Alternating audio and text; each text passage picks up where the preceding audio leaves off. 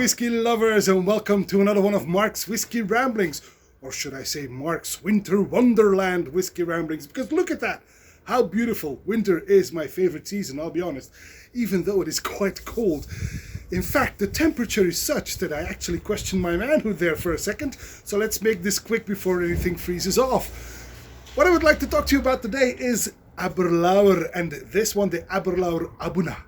Now, Abuna means from the source or from the well, and that of course refers to the Drosten's, St. Drosten's well, the water source that they use for the production of their whiskey. This Aberlour Abuna is a sherry matured, heavily sherry matured.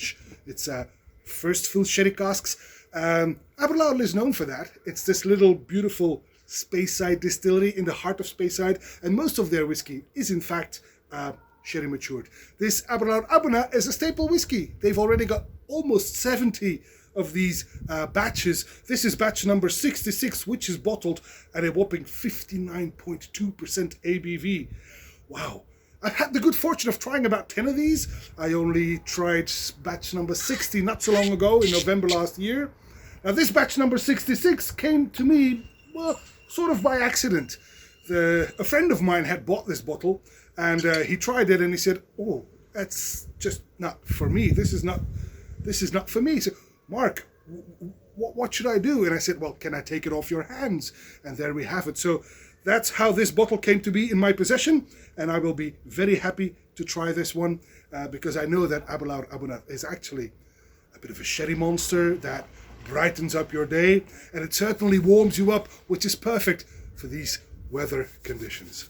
You can see by the color that it is indeed, look at that it is indeed first fill sherry casks. A beautiful coppery color, almost bronze. That's nice. It clings to the glass, so heavily bodied, I presume, even though it's going to be a bit cold now. Let me warm that up a little bit. So like I said, 59.2% ABV, fully sherry matured, batch number 66 on the nose.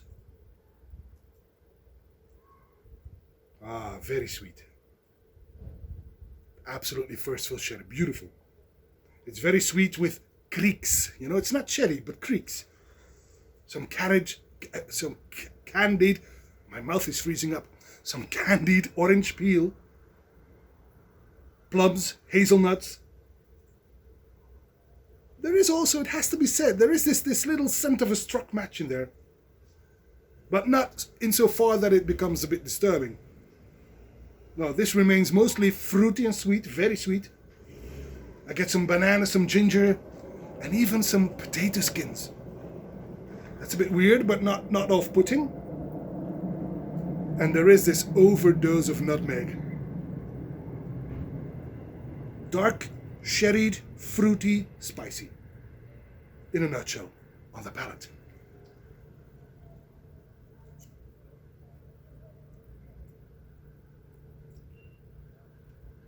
Now, despite the high ABV, it's a sturdy fellow for sure, but the arrival is not burning. You do not need water per se, in my opinion. Toffee apples, orange marmalade, and Wellington boots.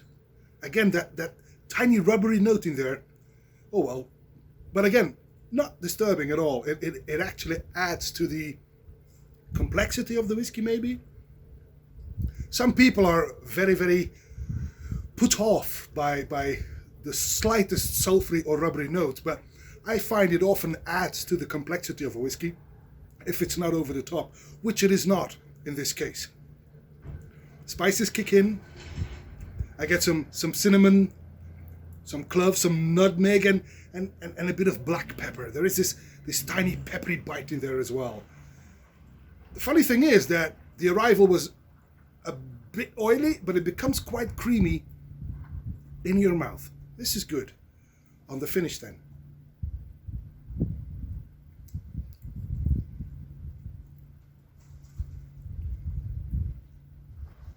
The finish is long, warm, dark and sweet, but a tad drying towards the end with a sudden kick of wood, some tannins at the death. Nevertheless, wow, it's far from bad. It's not as good as some of the batches I've had. Some of the older batches were more to my liking. This one is a little brighter, if I may say so, than the batches that I've had before, like in the 30s, 40s, maybe even 50s. But this batch 60 was a bit the same. It's very similar to batch 60. This one is even more bright and less dark. Does that make sense? Anyway, nevertheless, it remains a sherry monster, obviously, but a tiny sherry monster, a little sherry monster, a sweet sherry monster. Ooh. And that, my friends, is all for this Whisky Rambling, and I hope to see you at one of Mark's Whisky Ramblings real soon. And until then, may the malt be with you.